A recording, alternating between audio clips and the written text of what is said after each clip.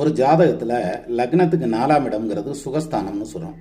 அந்த சுகஸ்தானாதிபதி அந்த 4ஆம் இடத்துல ஆட்சி பெறக்கூடிய கிரகம் வந்து 6ஆம் இடத்துல போய் உட்காரக்கூடாது.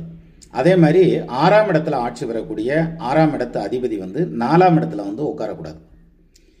இப்படி இவங்க இந்த மாதிரி உட்காந்துருந்தாங்கன்னு வச்சுக்கோங்களேன், என்ன பண்ணும் அப்படின்னா 6க்கு அதிபதி 4ஆம் இடத்துல இருந்தால் அந்த 6ஆம் இடத்து அதிபதி தசை நடக்கலை ஹெல்த் ரீதியான டிஸ்டர்பன்ஸ் நிறையா பண்ணும்.